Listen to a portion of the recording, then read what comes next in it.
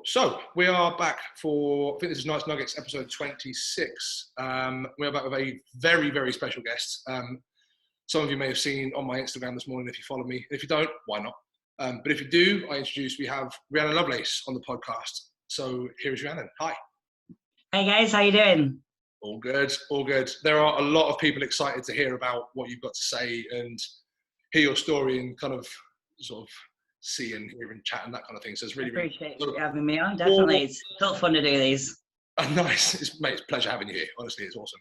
So for the uninitiated, or as I would like to call them, the heathens that don't know who you are, my very brief introduction. So Rhiannon is a 63 kilo strong woman with a 272.5 kilo deadlift.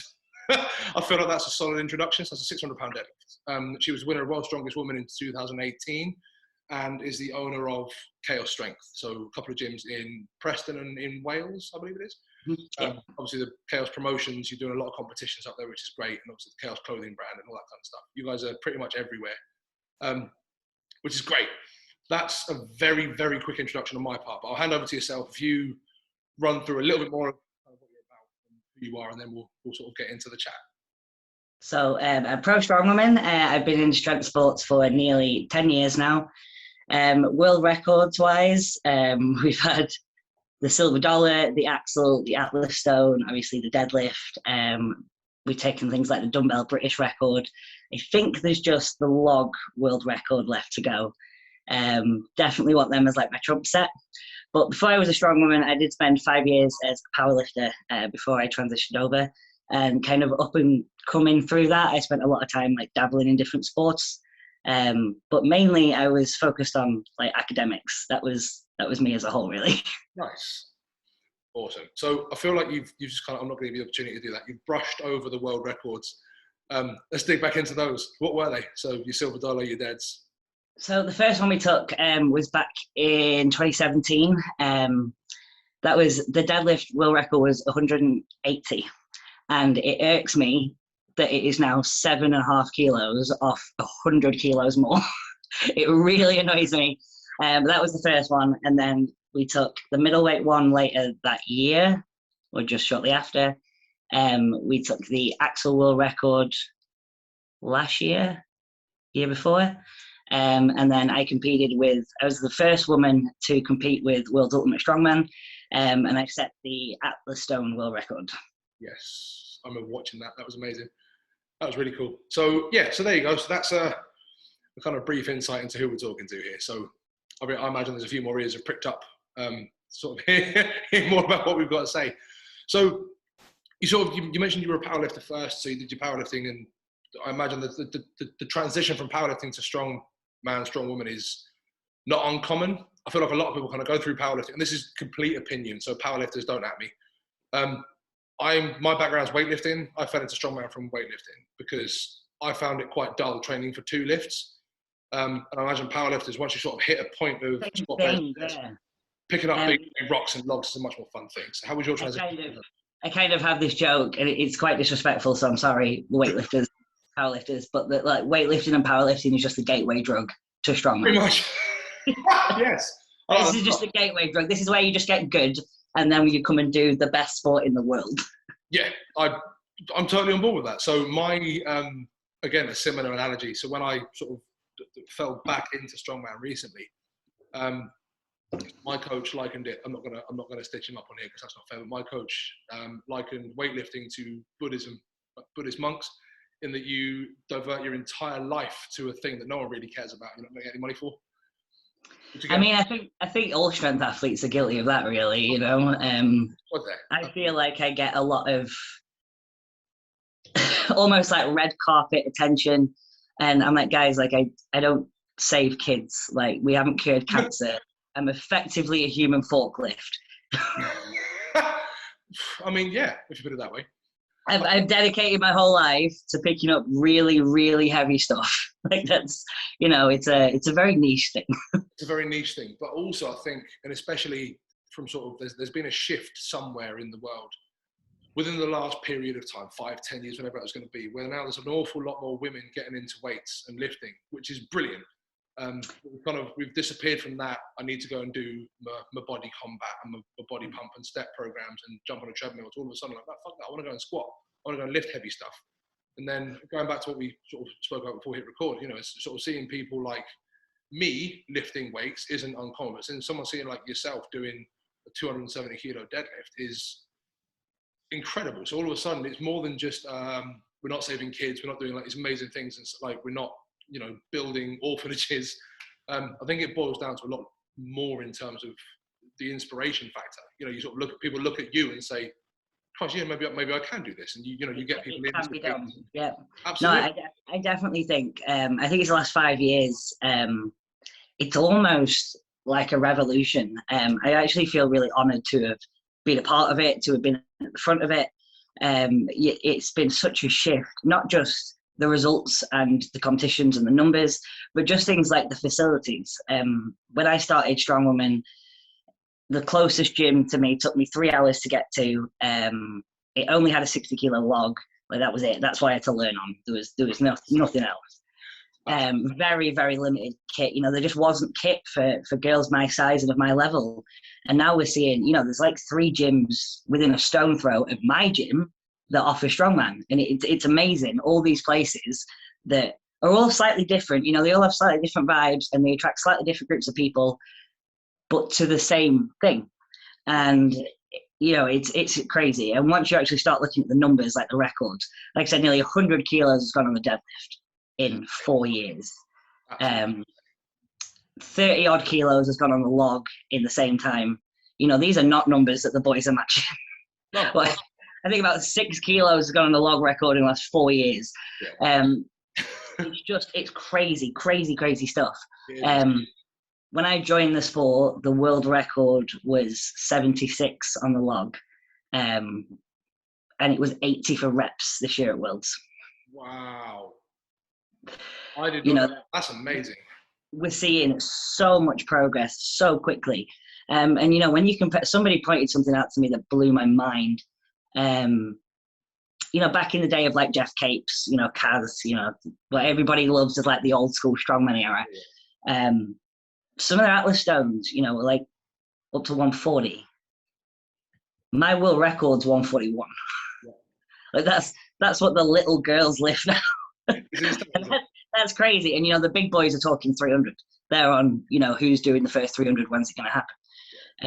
And, it's just crazy, crazy numbers. We're really seeing just what the human body's capable of doing. I think we just witnessed Inez put up a 300-pound log yesterday. Yes. That's never been done. She just needs to secure that in competition. But again, like 300 pounds, Unreal. It's just these things, and again, it's the sort of the growth of the sport has been immense. And like I say, in the last 5 years, as you say, it's been, I sort of, my first real sort of sighting, sighting, like you guys are UFOs, but my first real sort of sighting of strong women was like Donna Moore doing ridiculous shit. And you sort of see that, and it's like my God, this is amazing. You sort of see that, and then like you see the numbers creep up, and then like you say, I opened Redbeard, and all of a sudden we started doing strongman, and all these women started messaging me. So like, I really want to come and do this sort of stuff. Like, have you got things? And it's going back to what you said. Your gym was, not your gym. The first gym you trained at, you had a 60 kilo log, some bars, some like rusty old weights in the corner somewhere. That was kind of the environment. Yeah. I feel like I've sort of spoiled my lot a little bit. We've got some really nice stuff. We've got like a. Oh, definitely. The level of gyms is crazy now. It's nuts. It's terrible gym owners because it's really expensive.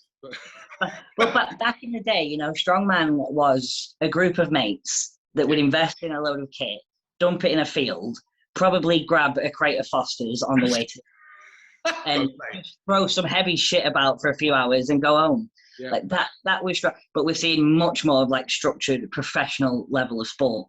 But yeah, people like Donna Moore, so I've competed against Donna. I love Donna. But it's thanks to women like her, Gemma Marks, Kristen Rhodes, that they really were the women before us, that really did kind of pave. And I think, regardless of whether or not they compete now, I know Donna still does, and she's brilliant. You mentioned Kaz and Capes a minute ago, and it was so you mentioned Kaz and Capes a minute ago, and they're kind of again, this is completely my opinion. I grew up with Pudzianowski, Poundstone, Brian Shaw when he was first coming on, Big Z when they were around that. That's the sort of era I grew up with. But I would have the argument where Bill Kazmaier, Jeff Capes, John Paul Sigmarsson, the sport wouldn't be where it is now if it wasn't for those three, because I think they brought people to the sport and they made it a kind of spectator. They made it more of a sort of like a pantomime, like a theatre thing. You know, it's this whole big thing, these massive sort of personalities. No, yeah, you're exactly right. Eddie's them of this generation. Like that's what he's done. He's taken it into people's living rooms. And yeah, absolutely. And then it's, you know, you mentioned Donna and Gemma and those guys. They're the same, but a little bit later on, where all of a sudden now it's strong woman's making a thing, and like you're not just like tapping on the door. You've kicked the fucking door off its hinges, and you start turning up like, we're here, we're doing things, and it's awesome. So you got these just coming out of nowhere, like I say, gyms everywhere are now stocking logs, Atlas stones, yokes, axles. They're doing things, and you know, more and more people are picking them up, which is incredible. So I'm excited to see the next sort of 10 years of growth for Strongwood. I think it's going to be amazing. I think we're about 70% women members. I think. Outstanding. I've definitely got more women on my athlete team, but I think the members are about 70%. Like it's, and you know, it's not that hard. We just make the kit in the nice way possible. We work with people that cross over from other sports, but we also work with women that have battling eating disorders and things like that. And, you know, we have to have kit that starts super light. If people are strong, they can lift the light stuff. And that's the lighter things will get a lot more use than the heavy. So as long as, you know, we have logs that are like 27 kilos, we have axles that are 5 kilos, strongman suddenly then can be for everyone. I don't know if you saw my social media the other day, my mum, who is 64, and my niece, who is 14, had like a farmer's race. Yes, I didn't see that. It was the best. They got really competitive. It was like a game of Monopoly. So I mean, suddenly, like, you know, my family's come down to where I work just to, you know, pick Rouge going for food. And all of a sudden, the whole family is doing strongman and loving it and having a really good time. And they've both signed up for their first competition. Ah, fantastic. That's awesome. Love that. I absolutely love that. But it's no pressure. It's the whole, no pressure. There's a bit of pressure. So you again, you flitted past it. Your sort of athletes team. What a team you guys have got. So, you know, just to name drop one, you guys have got Annabelle Chapman on your team. Not terrible. So like, and there's Annabelle is, you know, it's so bizarre. My team are, you know, they are my clients, but that's it just feels weird calling them that. These girls, they're my girls. They're my little sisters, my big sisters. And you forget, you know, like you just said, like, you know, the names that are on your team, you forget that. Like, I get reminded, I'm like, oh shit, yeah, like my friends are super talented. And they are, you know, Annabelle just throws about 100 kilo overhead. Like that's, we kind of lose perspective that is seriously not done and really, really impressive. But yeah, when we sit back and, you know, we came away from Worlds, we had like 7 finalists, 4 trophies. And I sat there and I'm like, shit, my friends are really good. Yeah, man. It's just crazy. But they are truly the best people in the world. I wouldn't want to share the experiences that we do with any other girls. Like they're just brilliant. Absolutely. And I think this is one of the biggest things, and it's one of the things I try and drill into sort of folks down here is, you know, we're a club. People look at it and go like, oh, it's a bit thing and it's a bit scary. But like, there's no one in this club that I wouldn't go and have a beer with. You know, we're all mates. We're all really we're a team. And 100%, we're a team. That's exactly what we are. And you know, if one, you witness the highs and lows. You see when you compete with people, especially long term. You know, you see the very worst. You know, me and Bex. I met Bex in my first comp. She's my best friend, and we've travelled the world together. You know, we won Brits together multiple times, but we've also experienced the lows with each other. You know, she was there when my kit failed this year at Worlds and I lost my lead. And she was there for me then. I was there for her when she had a water mishap and dropped the frame at Brits. You really do see the raw side of people, and you form bonds and friendships that are just unbreakable. Yeah. And you know, Bex is a world record holder. She knows what it's like to stand world number 1 and still come away from a workout thinking that wasn't good enough, or my performance isn't good enough. I need to be better. And very few people understand that. And it's such an asset. The best thing around me is my team, like without a shadow of a doubt. 100%. And it's, you know, I think that's such an important point to make. And it's one that gets really, really brushed over all too much. You know, I don't think it matters what level you're at. You know, you guys are talking like the upper echelons of this sport, like the elite, but it's the same as, you know, I've got a couple of guys going to their first competitions in a few weeks' time. Absolutely. And it doesn't matter what level you're at. The team is vital to every level of your sport. One of the, in fact, it's probably more vital as at the beginning, to be honest. One of the misconceptions about Team Kaos is that we are just elite athletes. And it's honestly because the elite athletes just make the most noise. But we, you know, we have everything from absolute beginners, and, you know, that support and that encouragement for them. You know, we just had George compete at the weekend. He came to us at pretty much the same level Annabelle did, which was just base 0. Worked his way through novice, did his first Insta show, and, you know, everyone in the group chat is just going nuts about George. He's got his support group there. You know, his coach is on him all day. It was just, for them to have that as they come through, because of course there's going to be bad days. You know, you can prep an athlete as much as you want. There are going to be things out of their control. Shit happens. They will face heartbreak at some point in their career, and to have that support system early is just absolutely brilliant. 100%.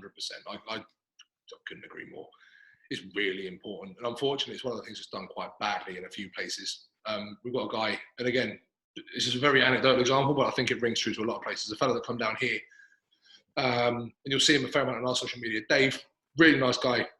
He's up from the northeast. Came down here. His missus dragged him down here. Basically said, "You need to go do stuff," because he'd go to work, go home, eat, go to bed. Go to work, go home, eat, go to bed. That was his thing. And he was just getting depressed and making people around him upset. So they dragged him down here for one of the Sunday sessions. So our Sunday mornings are events, and we play with events and get people up and training and that. And they're hard sessions. But anyways, he came down for that and like got rattled in and said, like, "What are you up to? We're doing this. Do you want to go?" And he go, "Yeah, go on then." And that was it. He had to go. Everyone cheered and whooped and clapped him, and he really enjoyed it. And now he's part of the furniture. He's doing some really strong, man. That's how everybody gets involved. You know, they're just like, "I'll give it a go. Have a bash, and you never leave." But again, that whole team thing is vitally important. You know, Dave's doing some really cool stuff. We've got some really talented guys and girls at the gym. And then, like you said, there's a few of the guys are sort of rattled in and go like, "I just fancy having a bash." And they'll have a go. Now they're really cool. Now they're eyeing up competitions. You start seeing the little glint in their eye. You know, they want to cause trouble, and it's really cool to see. And, you know, it's just awesome. But that whole thing is really important. I think the differentiation between places like Kaos or like my place like Redbeard, the team is the biggest, most important thing. It's not just a gym. Like, it just happens the sport we do is done in a gym. You know, if we played rugby, it'd be a rugby club. You know, it's that kind of thing. That's quite an important differentiator. You're not just going to pure gym with the masses to queue up for squat racks. You know, it's much more than that. It's personality behind the venue as well as everything else, right? I mean, like, I literally make this clear to people when I do inductions and things around the gym for like new members. We are a very female strong gym. In the summer, it gets very hot. You know, we are very real women. You will see stretch marks, cellulite. You will see, you know, big women that are in shorts and a sports bra because they are working their ass off. And, you know, if they're not okay with that, look, JD is just down the road for 9. That's 100%. It's, you know, this image of like perfectly toned, you know, I've got some big girls, and I've got some girls that need to be big to do the job that they do. You know, they throw around some big weights, and the, you know, notion that athletes must look a certain way just absolutely gets put in the bin at Kaos. 100%. It's, people are humans, right? Everyone's got cellulite, everyone's got stretch marks, everyone's got things, blotches, moles, blemishes, everyone's got maybe a little more body fat, and they're like, it doesn't matter. No one gives a shit. And it's one of the biggest things that, and again, we do. You're echoing an awful lot of what we do, which is great. But one of the things that we do down here is there's just no egos. Like, there's no room for I'm better than you. There's no room for that at all. Like, you're not better than anybody else. If they just come in to pick up a stone for the first time, whereas you're finishing off your 5th stone run of the day at some sort of massive competition, like, I'm going to celebrate your 20 kilo stone to a 4-foot platform, the same as I'm going to celebrate their 140 kilo stone to a 4-foot platform. I mean, we joke about the fact that we want to get a sign above the door basically saying that, like, are you okay with a girl outlifting you? There's no room for egos at Kaos because there will literally be a girl that can lift more weight than you. Perfect. That sign sounds amazing. I will make that sign up and send it to you. Like, you know, if you're not okay with that, you know, we've got some strong lads as well, but, you know, if you're not okay with that, Kaos is probably not going to be the place for you. Get down JD's. That's it. We've got, so it's one of our girls, Eve, who is coming to, well, she's competing in April. She's trying to qualify for the English. And then she's competing again in July to qualify for Worlds. So I believe we're coming up to Awesome. It's great. So Eve is immense. I rescued Eve from Pure Gym. We call her like the club sort of, we got this little refugee, like, come on over. People come from like Pure Gym and JD and Buzz and all those other ones. And they come over here. She's making some massive, massive waves. You know, she is ferociously strong. You know, there's some of the guys come down. It's like, how is she moving that? And it's just in awe. There's no like, there's none of the sort of what I would call the social media comments. You know, the sort of the Instagram warriors that come out, it's definitely steroids. It's like bullshit. She worked really hard. Whereas everyone down the club sees her work really hard. It's like, that's amazing. Like the awe aspect of these things. And that's just, you know, little old here, you know, it's that kind of thing. And like you say, you forget how good your mates are. Don't get me wrong, none of my mates are at that level yet. So we're heading that way. It's the same thing though, you know. We were joking recently that Luke's just moved down to under 90s. Yes. And my perspective is so skewed. It was skewed in the 105s because obviously Luke pulls over 400. Luke's been pulling 400 for a while. So, you know, prepping to 400 in my head is a pretty normal thing. And then there's only about 6 boys in the world that can do it at 105, but about 4 of them are really good mates. So again, you kind of, your mates do it, your fella does it, like it's a pretty normal thing. And that's how it becomes. And then you realize that actually that's really, really not normal. And now he's dropped down a weight category, weights that I'm still considering to be relatively common. For instance, he did the Clash qualifier this week. It was an Axel 5 rep max, and he did 7 out 8, which we were like, we should have gone a bit heavier, you know. And it won by like 50 pounds. Wow. I mean, so our perspective is completely off. Like he was sore in the morning and he didn't need to be. But we just, you know, we're sat there going, is it enough? We're not sure. So yeah, it does lead things like that. And also negatively, you know, as well, I have to, you know, you've got me, Kate, Bex, you've got a couple of others creeping around the 100 mark as well, like overhead pressing. So this idea that this 100 kilo for a girl to press is, you know, fine, normal, common, can kind of sink in, and reality checks need to be had every now and then, because it can get quite negative in training, and, you know, you can lose sight of the fact that this is genuinely world class. Yeah. And if you can't do it one day, that's okay. Yeah. Oh, absolutely. It's again, going back to Dave, I was talking about a minute ago, you know, he's heading in towards his 40s, and there's a whole kind of like, he said, like, what have I got a chance in at the minute? It's like, well, dude, like, get a couple of years of training under your belt, get back into the sport, hit some comps, do your bits and pieces, and then let's attack like Masters. There's no reason you can't be a threat at Masters, but let's have a look at that. But I think it's, like you say, there's a decline as you get older, you will start to drop off. But at some point, you'll have your strongest day, but like, until that happens, keep going.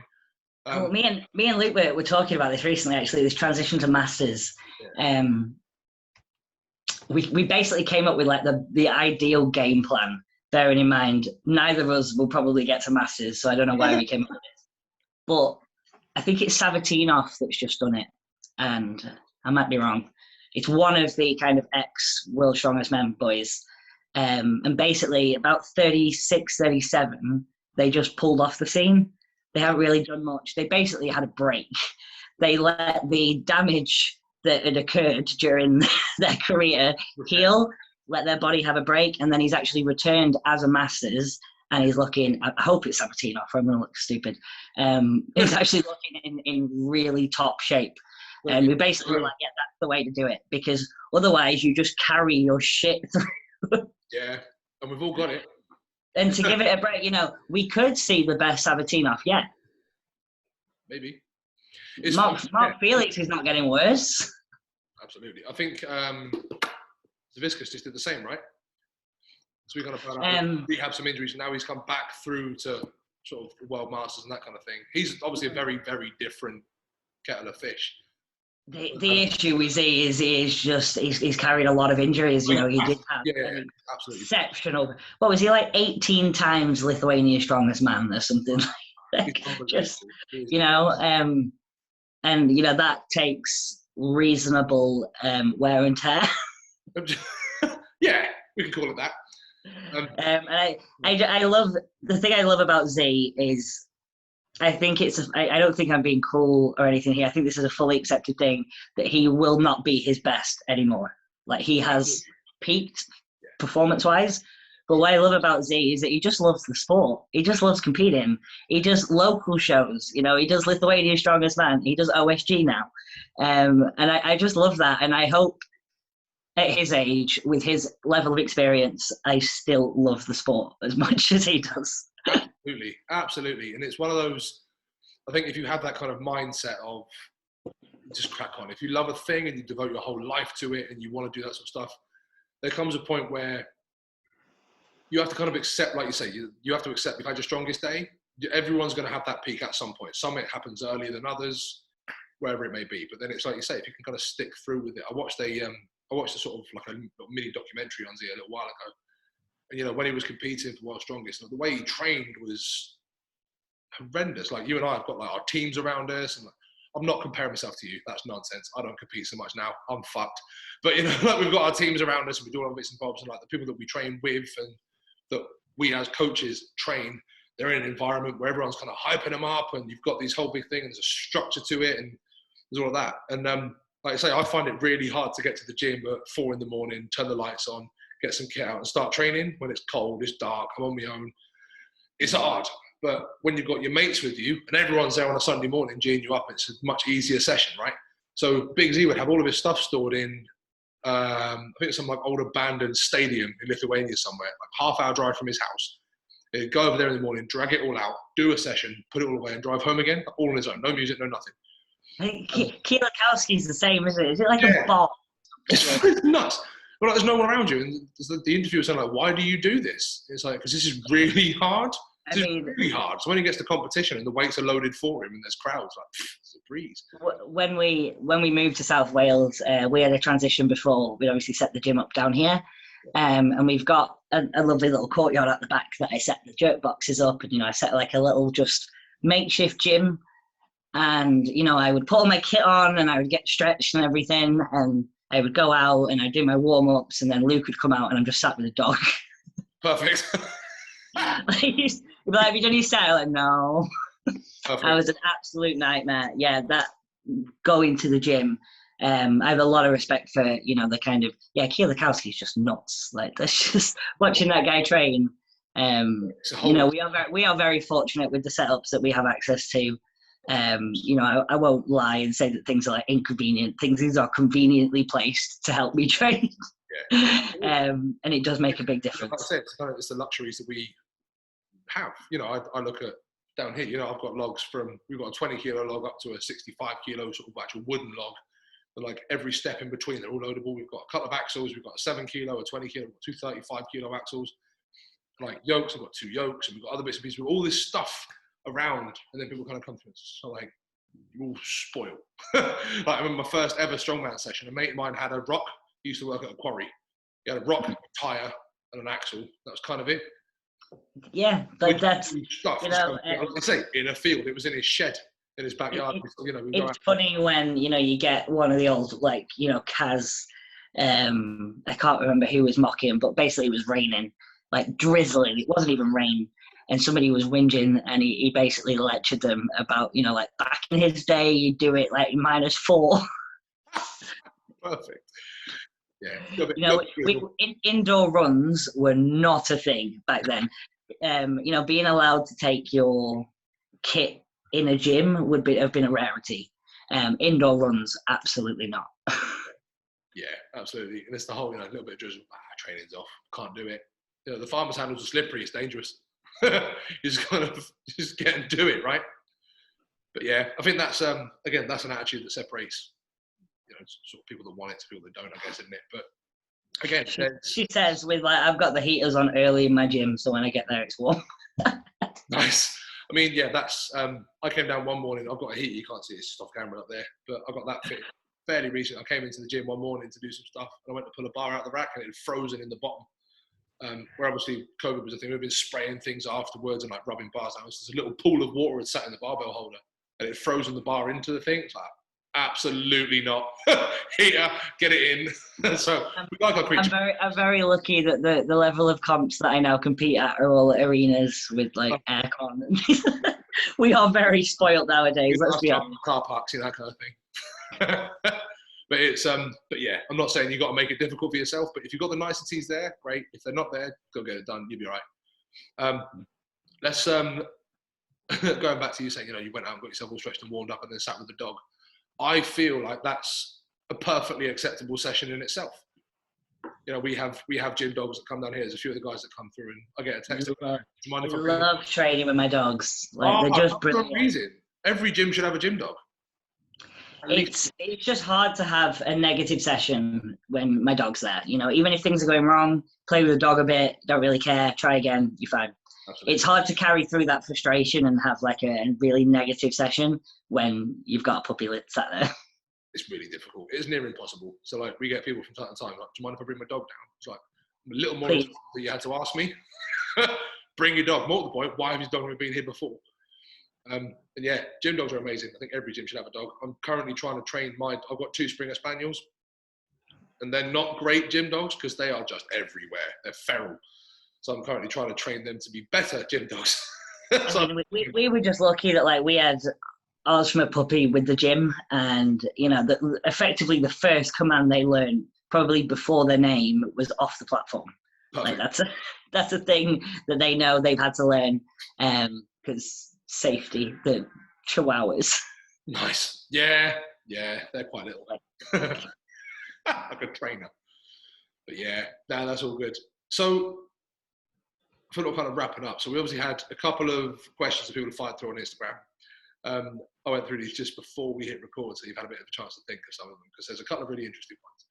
So I'll go straight into them. We've got 3 that I think were good. We obviously had a couple of really shit-house questions, which... I'm curious as to what they were now. Oh, just nonsense. I'm not going to give them the airtime. If you know who you are, get in the bin. There's no need. So, first one up, we had Craig. So Craig's a regular listener. Thank you very much for tuning in as usual.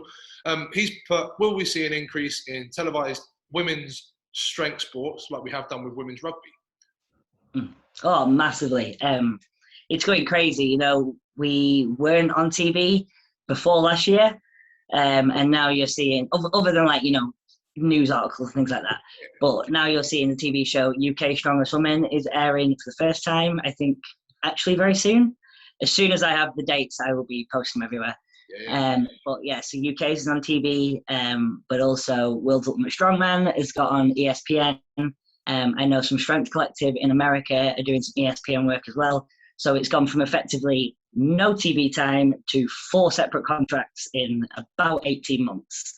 I think we're just going to see it go absolutely crazy. We have 3 documentaries coming out purely based on strong women.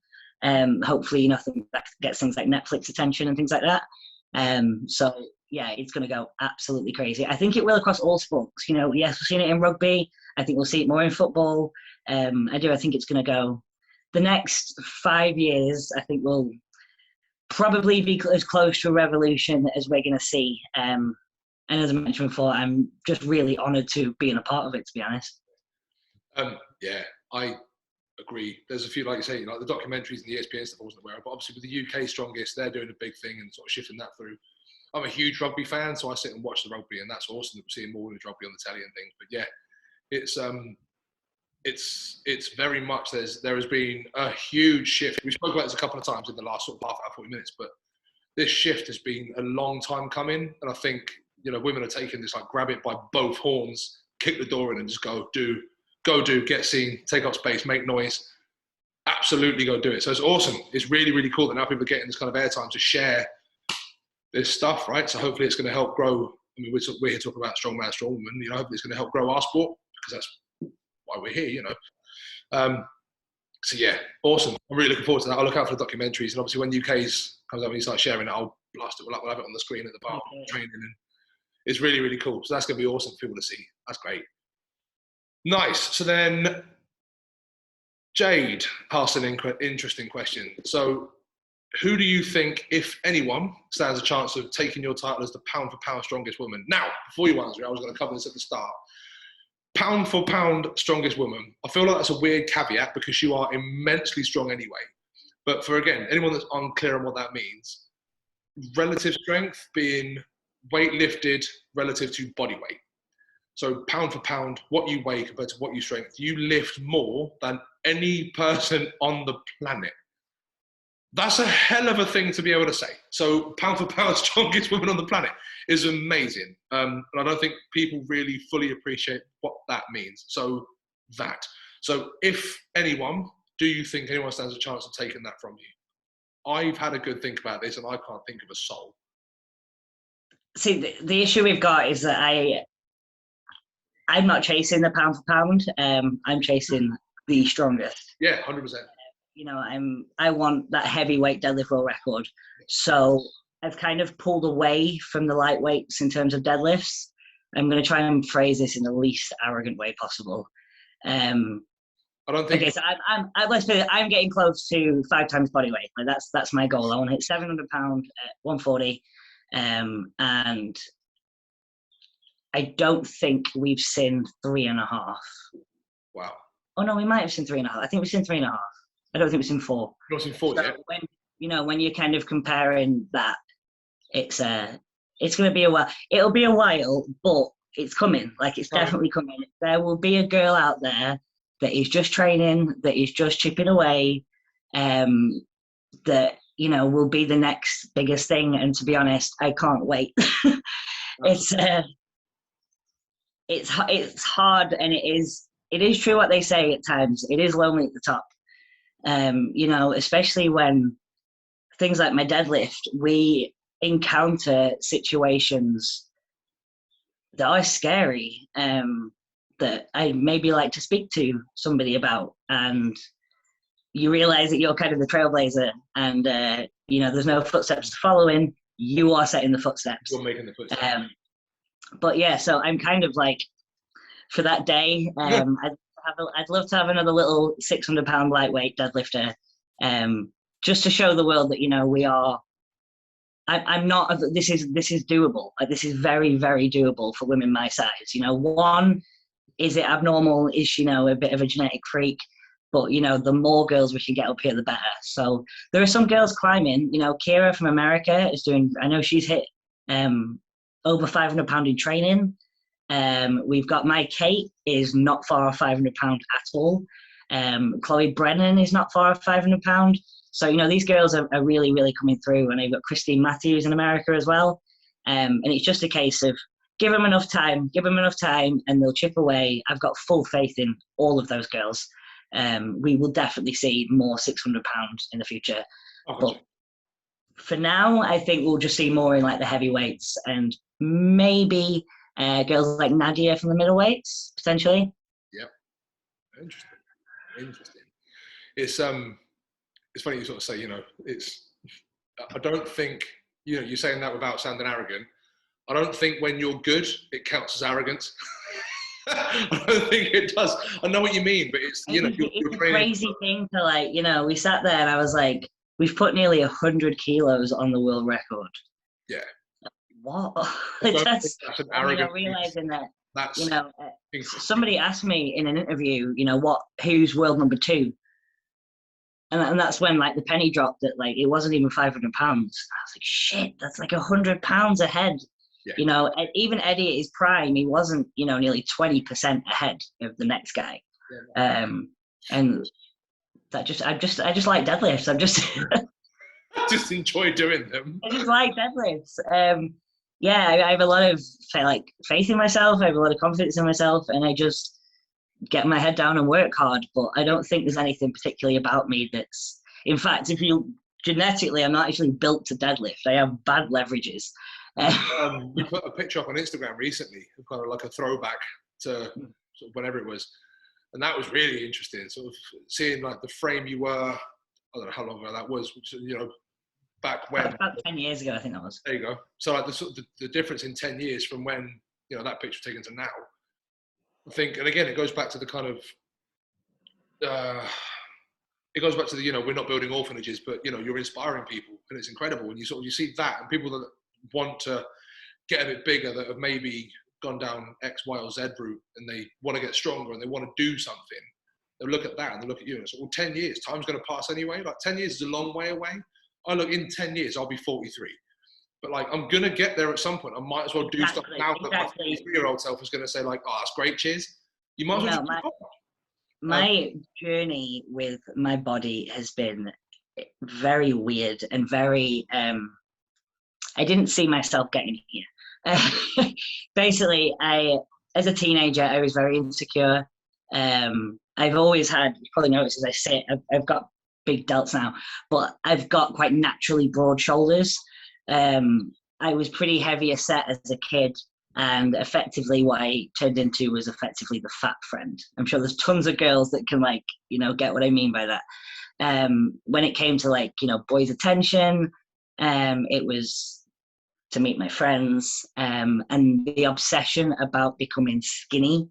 I kind of equated being skinny with being beautiful, worth something, confident. Basically your life's problems are fixed if you're skinny. And I just got obsessed with that, to the point that I just got an eating disorder. I became bulimic.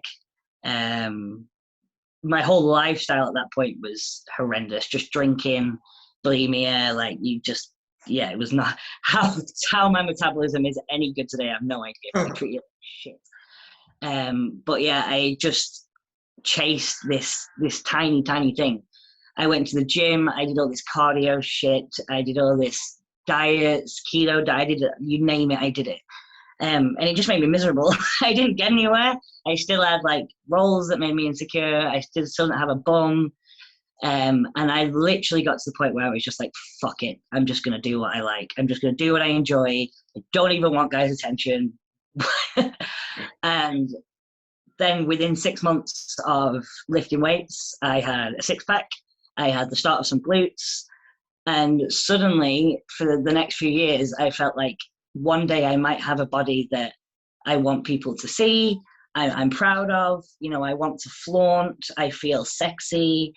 And then as the years have gone by, what it's actually turned into is a level of self-acceptance that doesn't rely on validation from other people. I am extremely proud of my body and what it can do, not so much what it looks like, but what it can do. I have a great relationship with my body, and I don't really care what other people think of it, because I'm really proud of it. Yeah. It's not perfect, but I like it to the point that, things like insults and things, they wouldn't upset me. It wouldn't bother me. If somebody, I get it a lot that, I look like a man, what if somebody doesn't find you attractive? Give a shit. I don't care. Yeah. And if they do, I hope they don't mention it. It's a level of, I don't know, I guess just self-acceptance that I never thought I would get to. I thought the whole objective always would be for other people to find me attractive. And I'm kind of proud of the fact that 25, and this is why I preach strong women so much, because it's given me that skill along with many others. It's changed my life. It's changed who I am as a person. You mentioned the businesses and the branches and things that we have. There is no way would I have had the balls to go for any of that. It's a large, old, male-dominated sport that is a very little young girl is trying to take on. And I never would have had the balls for that if it wasn't for the qualities that this sport has given me. So I guess that's why I'm a massive, massive preacher of it. That's awesome. Like, that's absolutely amazing. Like, thank you for sort of putting that level. That's amazing. But I think that's the message that should be delivered out. Absolutely. And it goes back to, you know, saying the girls at your gym, you know, there's, in the summer, you guys are working fucking hard and it's going to get hot. You're going to see women of every shape, size, back, like everything. You're going to see the lot because they're working hard. And that's a thing. And then it's understanding that it's absolutely okay. You know, I've been a personal trainer since, you know, my whole thing. I qualified in 2007, and I kind of worked through that. And you see kind of everything. You see the good, the bad, the ugly. You see the kind of the mental thing that people put themselves through, trying to strive to look better and to be accepted and that kind of thing. And then that penny drop moment you just described is a beautiful thing to see when people just go, fuck it. I really like what I've got. If I could kind of like caption, you know, if I could like take a part of this, of what I've seen and show it to everyone, especially my beginners, I wish I could put them in my suitcase and take them to Worlds to witness this one thing. Back in 2017, so I did my first comp, which was a Worlds qualifier, won it and went to Worlds as my second comp. So cool. I was still super new and I didn't have a bloody clue what I was doing. But I was still, you know, very witnessing the sport. I didn't really have an opinion at this time. I just wanted to see what was going on. And I witnessed, the open girls, the heavyweights. I don't know what they were doing in all this room, but they all came up together and they were all ready to compete. And these were big girls, you know, these girls, they're not size 12s. These were big girls. And they come out in shorts, sports bras. You know, there were stretch marks, there was cellulites, there was big bellies, big thighs. Humans. And they just marched like it was the biggest boss vibe I have ever. And I literally stood there and I'm stood there, I was like, I love this sport. This is my sport. Yeah. Like that, those women, this is my sport. You never, ever, I never, especially, I was 21, I think, 21. I'd never witnessed girls that size of all colours, shapes, you know, they just didn't give a shit. Okay. They were here to be absolute beasts. They didn't give a shit what you thought. And I thought that was such a powerful statement. I wish I could like bundle that up and show that everyone. Yeah. You know, these girls are beautiful. You know, some of the heavyweight girls are absolutely stunning. They're just big women. I'm little, they're big. Like that's just how things have panned out. And there's a lot of you don't see that in society, and it's such an incredible factor of strong women. We don't give a shit what gene size you are. In fact, we worry if it's too small. Yeah. Like, we're going to take you for a carvery if it starts getting too small. Yes, we had it in the gym here a while ago. We all jumped on the scales. It was someone had there was a powerlifting competition coming up, and they jumped on the scales to see where they were at. And then we had a strongman session after the powerlifting session, so they were on the thing, and everyone sort of jumped on it. And one of the guys jumped on the scales, like, I'm 140 kilos. He's like, hey! Everyone's like cheering him for that. And some of the girls jumped on, they put a bit on, this and the other. But no one gives a shit. And absolutely, you described it perfectly. It's such a powerful thing to see when people get that moment of, fuck it, this is what I'm doing. It's awesome. And there's a lot of brands now are kind of sort of spearheading that, like Courtney Olsen's brand. You know, I see it amongst the young athletes. You know, we had a 14-year-old, again, quite a big girl, very insecure about it. You know, it's like a 14. And she came to Brits with me just to watch. She was training strongwoman herself, but she's a big fan of Andrea Thompson, like sure. Big fan. Sure. And so she'd gone, and Andrea comes out. Andrea loves the sports bras. She didn't give a shit. She's brilliant. She comes out with a big hair, and she just, you know, she got arms on her like you've never seen. And Tammy, she's called Tammy, just thought that was wonderful. Perfect. And next thing you know, she was in a sports bra. Fantastic. And you're seeing it instantly rub off onto younger girls. You know, that feeling of like, this is me. This is my body. It's a very good body. It works. And that's amazing. I think that is probably the most powerful thing we can teach any young people, not just young girls. That thing of, you know, everybody is a good body. 100%. It's, yeah, there's this whole toxic feeling that goes around where, you know, you have to, like you said it yourself, you have to be a certain type for people to approve, and getting that kind of bollocks to your approval, I don't really care, is a really awesome thing. But yeah, that whole inspiring the sort of the next generation of people to come through and snatch titles and do amazing shit, or just fall into the sport and train and enjoy it and reap. If you're not competitive, go train strongman. Like go do strongwoman. It's amazing. Like it's good fun. Like even if you're not competitive, you've got no real desires to compete, just go do stuff. Like go join a club, get a coach. You'll really enjoy it. It's that kind of thing. It really is for like all body shapes as well. Like I think my smallest is 4'8", I think. There's been girls at Worlds that are 4'8". The biggest, I think we've had some girls at Worlds. So again, this is like top 30 in the world. Topping out at 400 pounds. It really is all shapes and sizes. Annabelle's not a lightweight. Annabelle's not a teeny tiny girl. You try and beat her in a race. Okay. She's not stick thing, she's supermodel, but you get her in a flat out race and that girl could shift. She's ex-rugby, she's very, very powerful. And that's kind of the message, is that, we're here, we are all shapes and sizes, but we are very much capable of doing the job. 100%. That's awesome. I did try and prove that at UK's this year, which was very hard when you couldn't actually see me behind the tyre. That was one of the greatest things I've ever seen. They called me out, so we're stood in the lineup, and you've got about a minute before they start counting down. And I'm looking up at this tyre, and I'm like, I can't reach the top of this. Well, I'm stood there, and I'm like, what am I going to jump and push, or do I work the sides? Trying to work the game plans.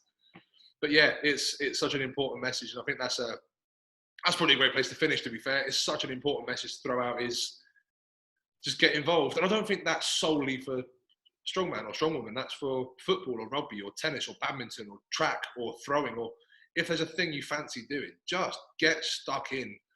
But what did he say? It's like you don't need to be great to start, but you need to start to be great. Yeah, there's all those kind of quotes and things. I was really, really shit when I started. Like I was weak. I was straight out of a back injury. I was straight out of a wheelchair and crutches. I was weak. I remember working a long time for my first 60 kilo deadlift. I still remember what that felt like. And, I never for a second thought that I would be in a position where I'm like 100 pounds ahead of any of the deadlifters. Like that, just a record set. I just wanted to be better for me. And I just got involved, give it my all, and effectively went with the flow and got a bit further down river than I anticipated. Yeah, do it for yourself is a massive thing as well, right? But when did you? So with your 60 kilo deadlift, when was that? Oh God. Well, I started competing. Oh Jesus, was it 2015 that I won the World Championships? So probably about 3 years before then. Cool. So where are we now? That's like 10 years ago. 10 years ago. So cool. So going back to what I said a minute ago about the time is going to pass anyway. So going from battling out a 60 kilo deadlift 10 years ago to then being 210 kilos more than that. And this is not where my life was supposed to go. I was at university studying maths and physics. I was a big geek. Big geek. My aspirations was I wanted to work at NASA. I wanted to work on planets. I didn't want to work with people. Definitely not. I wanted to work with numbers, and I wanted to work with science. And that's where my life was going. And then because I decided to I was just curious, and I just enjoyed it. I wanted something for me that was outside of a textbook, something physical that I could work on my strength and just be a bit healthier. And winning the World Championships as a teenager, everything just changed at that point. Doors became open that I never thought would become open. And over the next few years, there really was kind of like this acceptance that you could be really, really good and you should look at changing your career and pursuing this full time. And that all came from the idea of wandering over to the deadlift bar when nobody else was there and giving it a little pull and seeing what happens. Amazing. The same thing happened with the log. I snuck off and there were some boys training a log and I waited for them to leave and then I kind of snuck over. I lifted it. I got really excited and put it back down on my foot and broke my foot. Oh shit! Oh. But that's the thing. It all comes from just curiously, and from that, I'm now looking at setting the world record log as my last world record to get. Yeah. And it all came from just like eyeballing those lads, waiting for them to leave, and sneaking over and using the kit. Have a go. Awesome. And it went terribly first time. I ended up in A&E, but you went back again and you did it again, and from there we're here. But again, there's a kind of big tale of resilience there as well, right? It's you're never going to get it right first time. Everyone's got a journey to wherever they end up. And it's some people's journeys are more accelerated than others. Some people's are just kind of like chipping away and carrying on. But like the underlying is just crack on, just keep going, turn up, do your reps, have fun, enjoy it. You'll get there. Whatever the there is, you'll get there. It's what I say to even especially my pros. Somebody that doesn't quit could never be beaten, because it's only a matter of time before they are truly unbeatable. If somebody just won't quit, they're just going to get better and better, regardless of what injury. If you can come back from injury, if you've proven that you are one of those people that is mentally resilient and you can come back from injury, do all the rehab, you can't ever really be stopped. And it's those people that are the true, that's the only way you're truly unstoppable, is to just never, ever quit. And your time will come, trophies will come if that's your mentality. Absolutely. And those people, we've all competed against those, and they are scary. They're scary competition. They just don't know back. You got to work really hard against those. There's a few girls on the pro circuit that can really go to dark places when they compete, and they can really dig deep. And it's those that they're in it for the long run. You got to watch your back with those girls. They are right there snapping at your heels. And it's those girls that I know hands down will be in it for the long run. They will be, if they're not the world's best now, they'll be the next world's best, because they won't quit until they are. So with the you sort of mentioned going to that dark place, there's a lot of that kind of creeping in now. And with the evolution of the sport, even in the time that you and I have been in it, and then sort of the generation before us and before that and before that and before that, coming through, more things get added. All of a sudden we're not in a field with a rock and a tire anymore. We're in gyms with AstroTurf runs set through the middle of them, and all of a sudden we've got more science around how we train and get bigger and stronger and faster and more efficient. We've got more information around nutrition. From sort of the stuff that I'm seeing and people I'm talking to and everything else, the next big thing seems to be sort of sports psychology.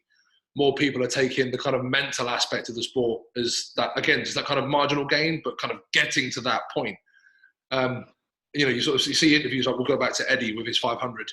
You see the build-ups, and I think everyone knows the story of that now. We've all seen the documentaries, we've all seen the list, we've all heard the interviews, and it was the biggest thing for him was the mental. He could take himself to a place and then kind of get himself back out of it again. But it's almost, I heard an interview or a podcast or something like that with a sports psychologist, and it was almost the ability to create two different characters. So you'll have you athlete, and how does that resonate? Is that true, or how do you feel? No, that's exactly what it is. You mentioned it kind of being a minor kind of benefit. No, for me personally, I think it's a major one. I'm playing it down so much. To the point that, if you said before a deadlift, obviously, you can't take somebody's mindset. But if you could say, right, I'm either going to take your mindset or I'm going to take your belt, I'd give you my belt. Yeah. Without a shadow of a doubt. I would same with things like food. You get, or even warm-ups. I would be fine without a warm-up, given the mindset is absolutely huge. And that two-person, it doesn't work for everyone. This isn't a rule. I like it. I know Eddie was definitely one for it. I know people like Evan Singleton are a big one for it as well. Aleksei Novikov to a point, I think. I don't I just, with the way he competes. It is two people for me. If anybody's seen my big lifts, you'll see the moment I kind of do the lift and then that person switches off like pretty instantly. When I am that person, you don't get manners. Please and thank yous don't happen. Yep. You will not get me to smile. I will punch you in the face before. If you try and make me smile, I will get rid of you. Like, that's not helpful. Yeah, I'm very, very short. I need to be by myself and I need to stay in this place. The night before a record is very important to me. I like being on my own as much as possible. Or with Luke. Luke's brilliant. And I need to sit and I need to think. I need to go over how hard we've worked for this. I need to really, really get it in the front of my mind, just how important this singular event is and the result of it. And then, yeah, on the day, switching on is probably about 20 minutes off. And obviously we do the lift and then it's pretty much switched off straight away. But it's definitely two people. Like, that's, some events don't require it. Things like sandbags I don't go into the two people space on sandbags or Atlas stones either. But events that seriously hurt, so deadlifts, silver dollar. I have to fight unconsciousness with log and axle as well, so I've got to go somewhere pretty dark for them as well. But yeah, it's not a nice person to be around, I guess. Very functional person to be though, right? Yeah, I don't have people around me that don't know me. Okay. So it's Luke, it's my best friend. You know, it's not my mum. I wouldn't want my mum there because I'm not polite. You know, if you're in my way, I'm just going to say move. Like, that's... Oh, gotcha. But again, it's the whole. It is that you're very much there to do a purpose. So when, you know, silver dollar comes out, no one's expecting manners. We're expecting massive weights. Like, no one's expecting, oh, I'm really sorry, I'm in your way, off you go. You know, we're expecting. Oh, that hurts so much. You know, the one before that, we had to sit with the medical team because obviously this was the 800 pounds. This was the most any woman's ever lifted, no mind my body weight. And, you know, my medical team are brilliant and they do sit down and go through the reality of what you're doing here and what might happen. You know, we need to prepare. We do need to take things seriously in terms of things like safety. And if anything is going wrong, we need to know early. So we do go through kind of like all the risk assessments and all the things that could potentially happen. And hearing that kind of like a couple of days before an 800 pound pull, yeah, that hurt. The locking that out, feeling the flex on my shoulders, I genuinely thought my shoulders were going to dislocate. Idiot. That was very painful. Hence why I'm in no rush to go for that one again. Understandable. It is such a strange lift. If no one's ever done it, if you've never done a silver dollar deadlift, it's such a weird lift to explain. I kind of liken it to two lifts. Like, you pull the slack out from so far and then the weight hits you and you've got to do it again and it kind of wobbles up a bit. And it's such a strange lift. It's not like a normal lift. I do think the limiting factor with me will be my shoulders staying in place. The 800 pounds on my legs didn't feel ridiculous. I'm probably capable of picking up like a 950 pound yoke. So, you know, my quads have got it in them. But yeah, it was just the strain on my shoulders, my neck and my traps was just, yeah.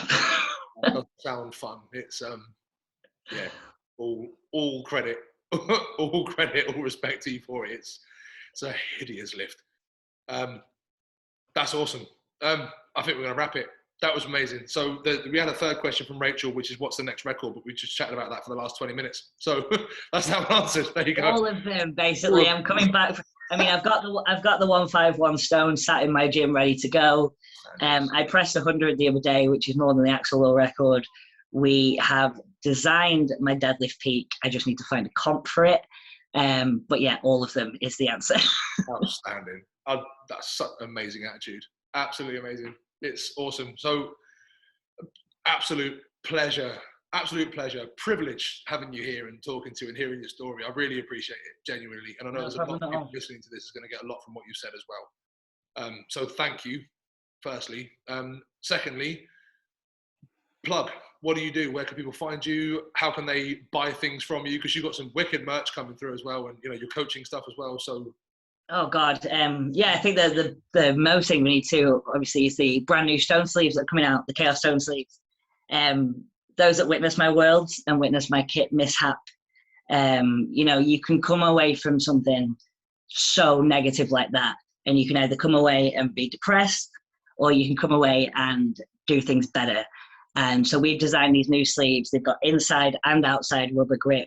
They are super comfortable, so there's no marks on your arm or anything like that. And they absolutely do not fail. So if anything, the result of that has come from, if no one ever experiences what I went through, these are going to be an absolute win. But they are launching very, very soon, hopefully by this weekend.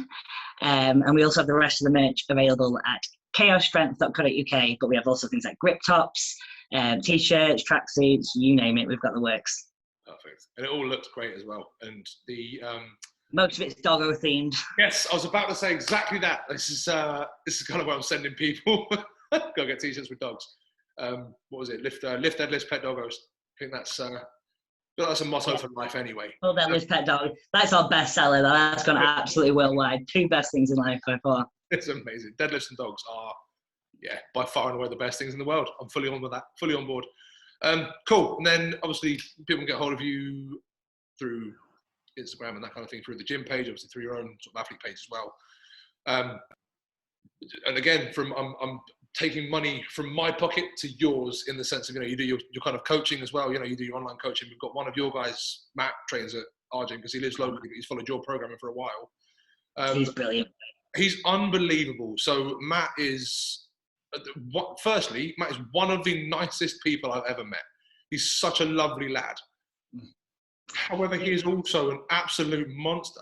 He's amazing, and he follows your programming, and he goes through his things and he does all of that. So he's incredible. All credit to Matt, and big shout out to Matt. He trains hard.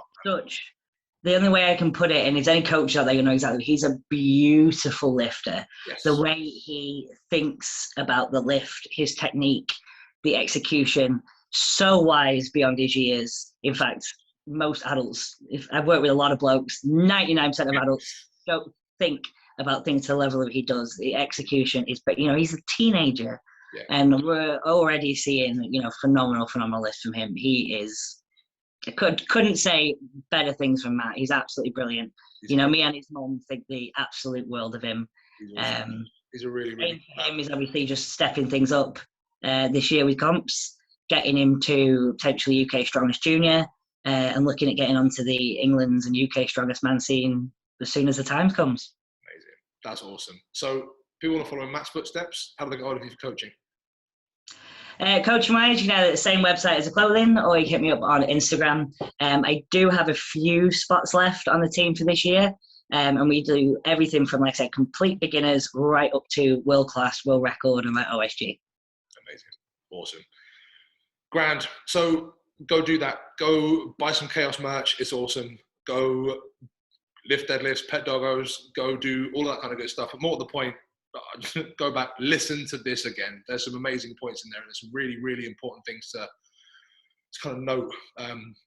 This has been absolutely invaluable to a lot of people, myself as well. I'm sure. I've got an 18-month-old daughter who I hope has that same kind of, she'll grow up watching, like the likes of yourself. When she gets to a point where she wants to start doing these things, she'll look at you as I looked at Pujanowski and Derek Poundstone, and she'll see these kind of amazing figures on the telly.